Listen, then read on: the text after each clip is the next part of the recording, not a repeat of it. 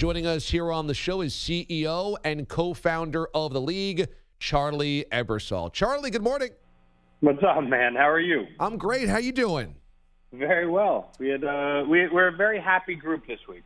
I would think so. Like I said, very good returns from a lot of different areas. What were you most pleased by after week one?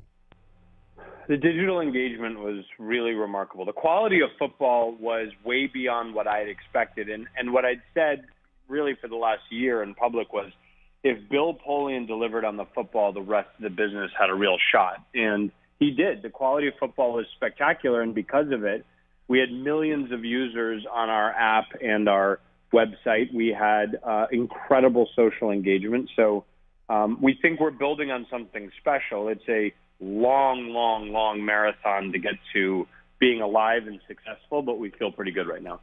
I thought, just as you said, the football outkicked my expectations, pardon the pun. The ratings outkicked my expectations as well. I thought the product looked good, looked organized. The one thing I thought that there would be better attendance. What did you think? Were you disappointed by that part of it? No, attendance was way above where we thought it was going to be. Here's the thing. Keep in mind that these teams didn't exist 10 days ago, and yet you had almost 30,000 people show up in San Antonio, for example. Our long-term goal with attendance is that it'll build over the next couple of years, but our expectations were all met and exceeded with all of our metrics. I was in San Antonio opening night, and there was something like a 45-minute wait for merchandise. And this is, again, for a team that did not exist. So we took an approach building this model this year that was different than what everyone had ever done before. We focused on quality football, and we believed that word of mouth would ultimately carry us there. And so we didn't spend the tens of millions of dollars marketing it the way my dad and Vince did 15 years ago. And we didn't focus on salacious or gimmicky stunts to get people in the stadium. We just said, look, we're going to put good football there. And if you actually look at the attendance from Saturday to Sunday and the digital engagement, it went up. So we're trending in the right direction. But look, I told everyone in March, they said, what are you going to say about the ratings afterwards? I said, no matter what the ratings are, good or bad, it won't affect the long-term business model. No matter what the attendance is opening night, it won't affect it. If we had 60,000 people, we would have the same reaction as we do right now. Charlie Ebersol is our guest this morning here on the DA Show. Was there anything that was a concern to you, or was everything sunshine, lollipops, you're loving it going into week two? No, are you kidding? I'm a perfectionist. I have a list. My team got about an hour to celebrate the success of the league, and then they got 15 pages of notes. My primary concern always is that you get complacent. You know, this is a game. I don't mean the game of football, but I mean the entertainment business is a game of what have you done for me lately. And so a lot of what we focused on were what were the shortcomings. We were thrilled that people liked, use of the Sky Judge and the use of the replay official being on camera. But at the same time, obviously, there were miking issues where, curse words got through, et cetera. And so we're always looking at how we can improve the product. I think the football did a nice job of improving itself over the course of the games. But certainly, we're happy with where the football started, but that's not where we want to be. We want to be much better than that. Yeah, you just don't need to mic up Christian Hackerberg anymore. That's basically priority number one, right? I think we need to make sure that when we're asking players to leave it all on the field, that we buy them a couple extra seconds in the audio mix so that should they express themselves, we can protect them from themselves. You know how other spring football leagues have failed. The XFL, the USFL, going all the way back to the World League in the 70s, then the World League of American Football in the 90s, early 2000s, NFL Europe. How will you make sure to avoid those pitfalls? Well, I think we avoided the biggest one, which is quality football. I mean, each one of those has a unique reason why it failed. I mean, the NFL Europe had pretty good football, but they were in Europe, and they had a lot of trouble with traction around the game. But quality of football was there. Had the NFL Europe been in the United States, I think it'd still be around. One of the things that I really have tried to convey to my team, to my investors, to my partners, is slow and steady wins the race. All of the other businesses tried to just come out of the gate and do it. If you've read any business plan by anyone over the last 15 years about launching a new football league, every single one of them starts with, college football gets 80,000 people a game, so we'll get at least 65,000 people a game. And because of that, we only have to raise $5. And that's where these businesses fall down. You forget, the University of Alabama, the University of Notre Dame has been around for 130 years.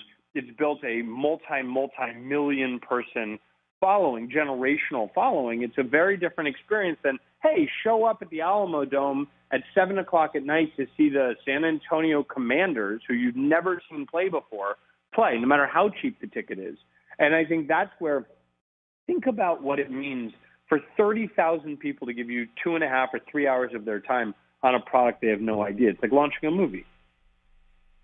I wrote a piece this week for CBSSports.com, and the two biggest things I loved about the league, and granted I'm a football junkie, and I was a young USFL fan, and I was a World League of American Football fan, so I've always been entranced by the idea of spring football, but I thought two things stood out. Pace of play was great. We could whip through games in 2.5 hours, short commercial breaks, and then also allowing guys to hit the quarterback and not always cringing that the flag is coming. And that was the play by Sean Washington on Bercovici that went viral most from the league last weekend. And I said, these two things are almost therapeutic in modern football because we can't hit the quarterback and the games become 3.5-hour slogs in both college and the NFL. Will those two things remain part of your league throughout this season? Well, we've said since the very, very first day we were public about this league that the pace of play was crucial. You had to have a game that felt like it had momentum and it was moving through. And I think we took a lot of criticism before we kicked off, or not kicked off, snapped, about not having a kickoff.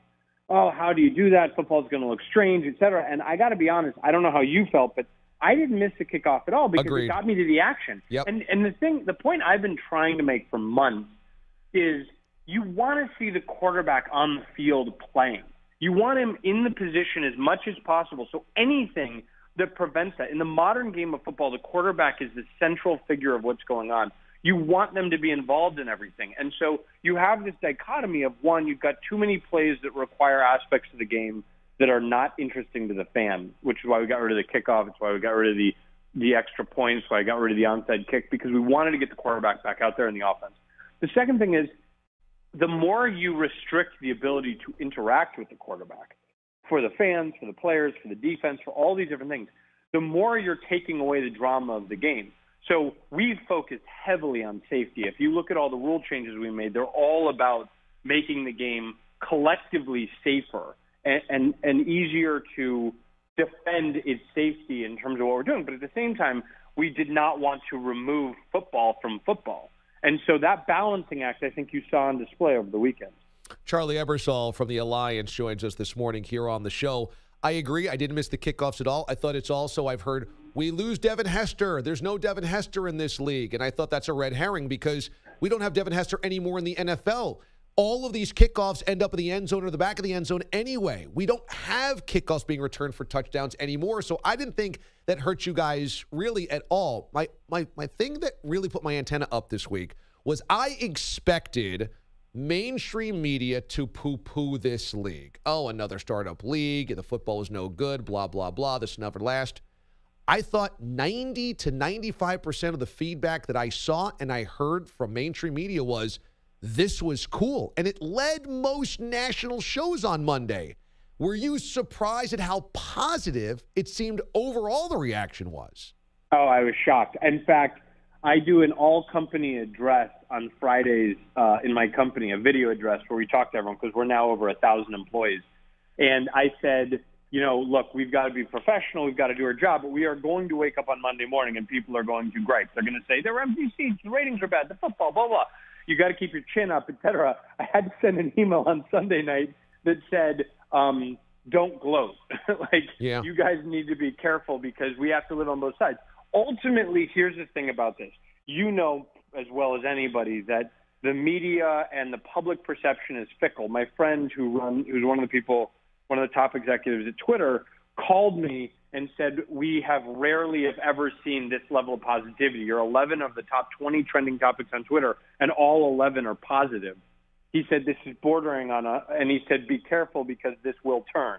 And I know that's coming. I am I am conscious enough and have lived through both sides of this to know that popularity is a fickle mistress. But the thing I will say is what I am encouraged by is that the positivity is about the quality of the product.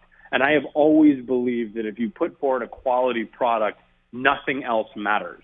And so our focus will remain quality football. Everything else is just noise right now until we have established ourselves as a quality football platform. And I got to tell you, all 32 NFL teams had scouts at our games this weekend.